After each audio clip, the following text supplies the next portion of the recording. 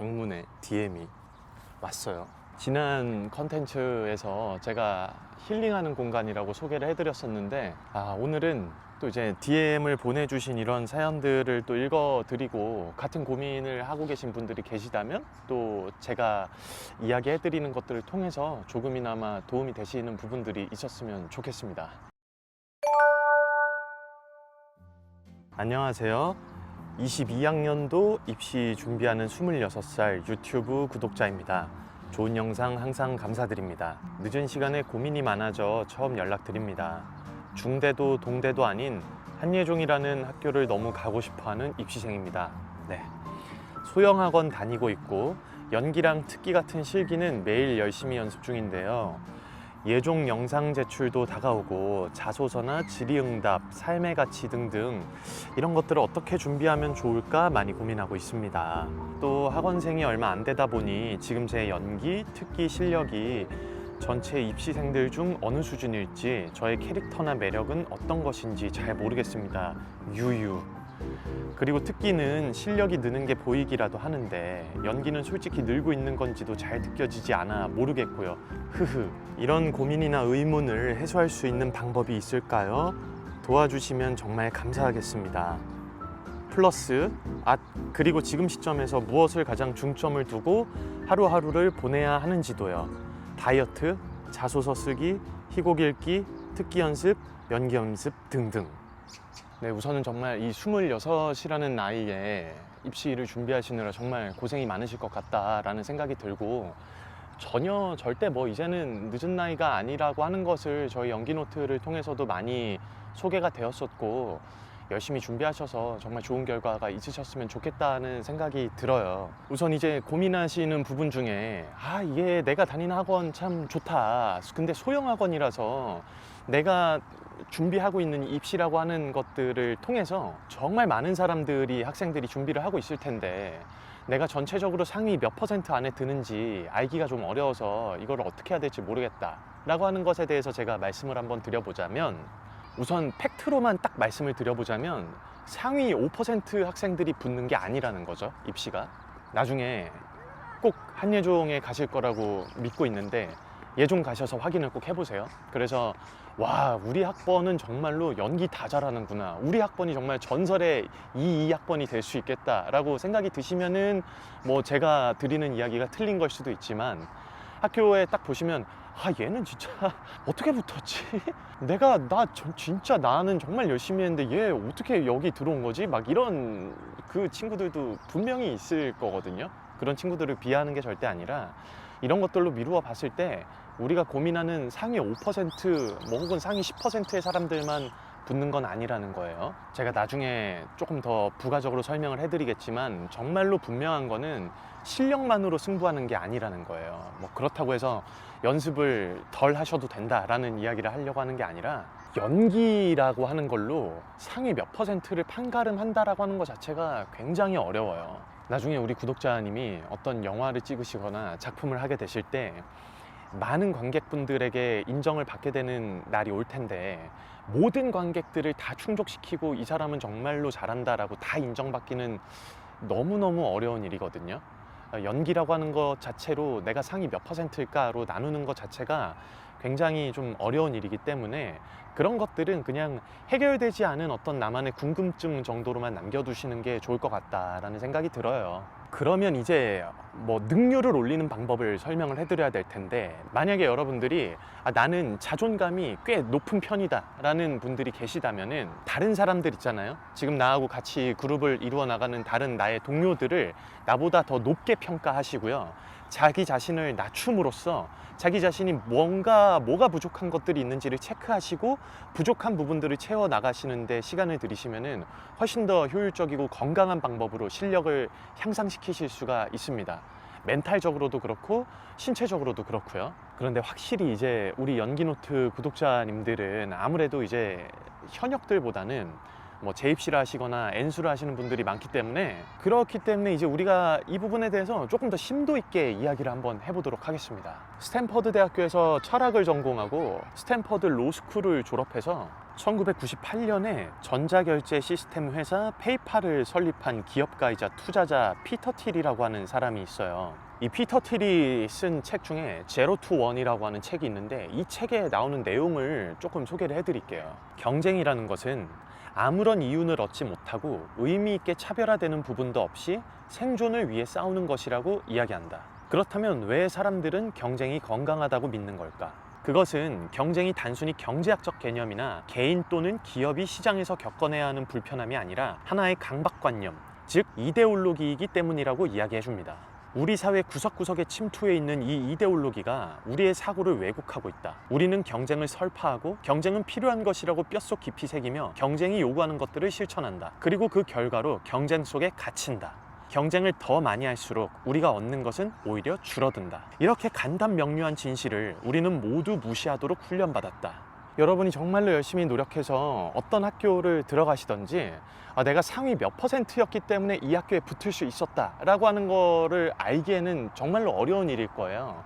거의 불가능하다고 볼 수 있죠. 우리는 단지 20대 1 혹은 30대 1, 50대 1, 100대 1의 경쟁률을 뚫고 합격을 한 거지 상위 몇 %였기 때문에 합격을 한 게 아니기 때문에요. 그리고 정말로 그 상위라는 것을 책정하기가 어려운 이유는 연극영화과라고 하는 이 학과에는 어떤 성적이나 그런 것들도 물론 중요하긴 하지만은 그 상위를 형성하고 있는 카테고리들이 굉장히 많기 때문에 더욱더 파악하기가 어렵습니다. 그 상위라고 하는 것 자체가 누구는 연기를 정말 잘하는 상위권일 수도 있고요, 누구는 특기를 정말 잘하는 상위권일 수도 있고, 누구는 자기만의 매력을 마구마구 잘 발현하는 상위권일 수도 있고요, 심지어는 그게 여러분 잘 아시다시피 외모가 되기도 하죠.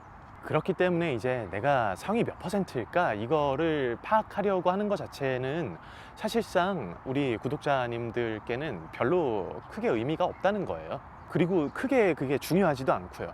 오히려 해결되지 않은 그 궁금증들 때문에 나를 굉장히 불안하게 만드는 경우들이 더 많아요. 그러면 이제 이 누군가와의 경쟁이라고 하는 것을 두 가지의 의미로 우리가 한번 생각을 해본다면, 첫 번째는 이제 저 사람이 나보다 잘하는구나 라고 하는 것을 내가 알고 있는 경우가 있을 거고요, 두 번째는 내가 지금 속해 있는 이 그룹에서 내가 가장 잘하고 있구나 라는 것을 알고 있는 경우가 되겠죠. 학원을 다니는 것에 대한 장점으로는 누군가가 다른 사람이 하는 것을 내가 볼 수 있어서 라는 거를 장점으로 들 수가 있을 거예요. 하지만 여러분들이 꼭 알아주셔야 되는 게, 여러분들이 학원을 다니면서 만약에 경쟁이라고 하는 타이틀이 붙어버리잖아요. 그렇게 된다면 여러분이 얻을 수 있는 것들은 굉장히 제한적으로 줄어들 수도 있어요. 이게 일반화의 오류가 될 수도 있겠지만, 평균적으로 이제 저 같은 경우는 100명이 넘는 학생이 있었던 곳에도 있었고, 상대적으로 그것보다 작은 학원들에서도 강의를 나갔었던 적이 있는데, 이거는 크기를 불문하고 거의 다 비슷했다고 보시면 돼요. 다른 사람이 하는 걸 딱 보면서 자극을 받고 무언가 선의의 경쟁을 펼치는 것까지는 굉장히 좋거든요. 하지만 이제 본인 스스로가 내가 뭘 바꿔 나가야 되는지에 대해서 인지하지 못하고 준비하지 못하잖아요. 그렇게 되면은 경쟁 하나만으로는 지속력도 굉장히 떨어지고요, 효율도 아주 나빠지게 될 수밖에 없어요. 그리고 이제 가끔 현타도 와요. 내가 지금 뭘 위해서 나는 이렇게 하고 있는가, 이를테면 이런 식으로 말이죠. 그렇기 때문에 나 스스로가 지금 어떤 것을 준비해 나가야 되는가에 대해서 의미를 두는 게 여러분들한테 훨씬 더 좋은 것이라고 저는 말씀드리고 싶어요. 그리고 이거는 이제 진짜 제가 방금 말씀드린 대로 한번 해보신 분들만 느껴보실 수 있는 걸 텐데, 만약에 여러분들이 제가 말씀드린 대로 그렇게 스스로에 대해서 의미를 두고 준비를 하시잖아요.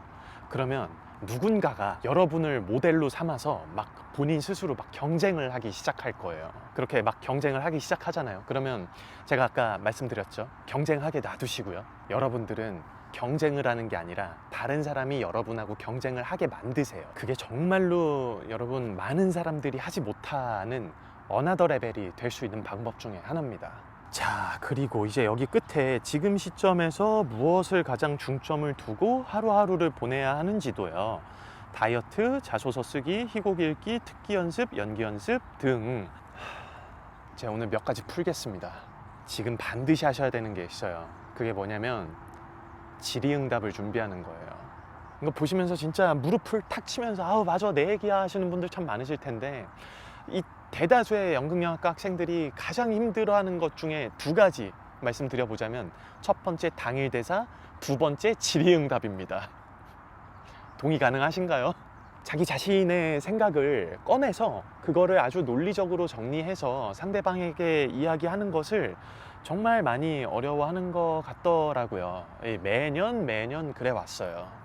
그렇기 때문에 이런 질의응답에 대해서 어떤 생각을 하면서 이미지 트레이닝을 하는 것도 굉장히 중요하지만, 실제로 그 연습이 이루어지고 있어야 돼요. 사람들 앞에서 이야기를 해보고, 그리고 만약에 지금 스터디를 하고 있거나 뭐 따로 이렇게 하실 때 코칭해 주시는 분들이 없다면 친구들끼리 모여서 정말 분위기를 만들어 놓고 질의응답 나온 것들 이렇게 몇 개 추려서 서로 이렇게 도와주면서 그런 시험 분위기를 느껴보시면서 질문을 해보시는 게 정말 많이 도움이 되실 거고, 꼭 지금 하셔야 되는 거예요.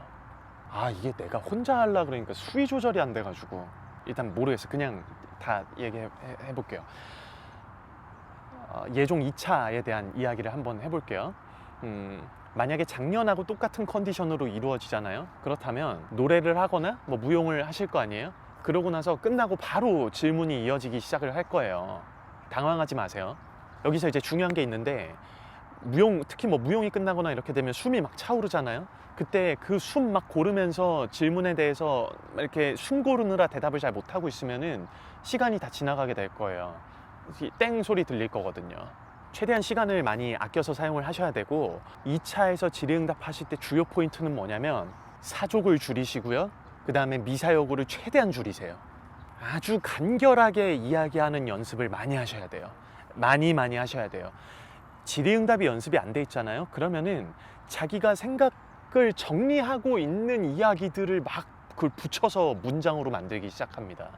그러면은 이거는 이야기에 대한 답변이 길어질 수밖에 없죠. 말을 무조건 짧게 한다고 좋은 건 아니지만, 내용은 분명히 전달이 되어져야 되는데 내용 전달은 이렇게 띄엄띄엄 있고 그거를 이어주려고 하는 사족들이 많다면 아주 좋은 질의응답이라고는 볼 수가 없어요. 그렇기 때문에 반드시 체크를 하시면 좋을 것 같습니다. 그리고 지금 꼭 준비가 되어져 있어야 되는 게 있는데, 그게 바로 의상이에요. 저하고 같이 지금 입시를 준비하고 있는 친구들은 의상들을 입고 연습을 하고 있고, 그 다음에 질의응답을 제가 다 추려가지고 이제 말하는 연습을 계속해서 하고 있거든요.